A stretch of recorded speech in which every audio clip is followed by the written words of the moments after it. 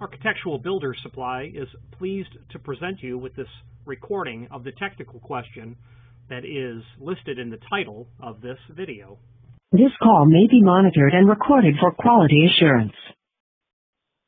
You have a question on a Rixson floor closer?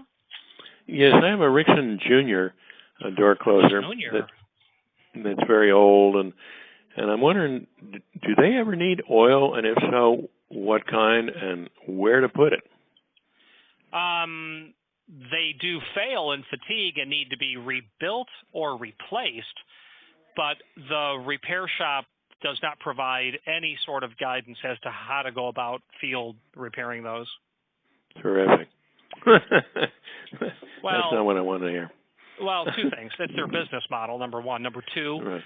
There's more than oil in there, and specialty tools and knowledge, and the possibility for you hurting yourself with that giant spring that's in there. Well, one I'm thinking, and it's in the floor. It's been there for 50 years or more, and there's one screw on it that kind of looks like it might be a screw that you take out and drop some oil in there, you put the screw back, and you're done.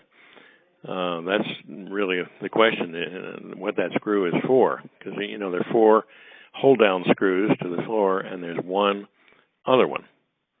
That would be your adjustment.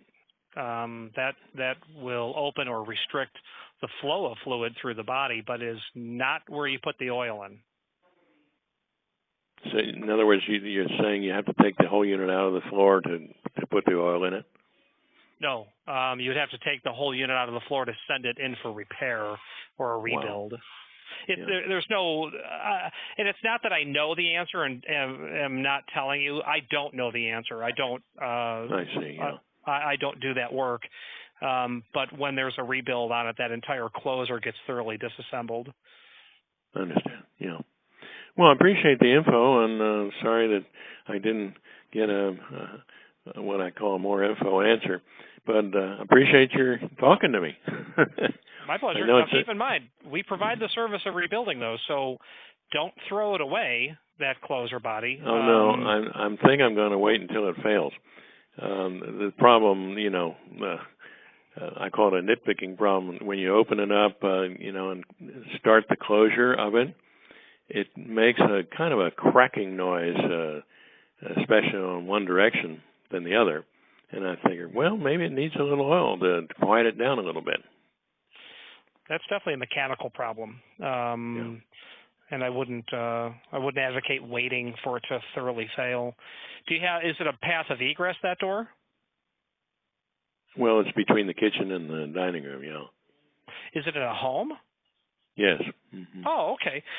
So yeah, I understand what you're saying. So very light volume use. Right. At some point repairing it would be the way to go.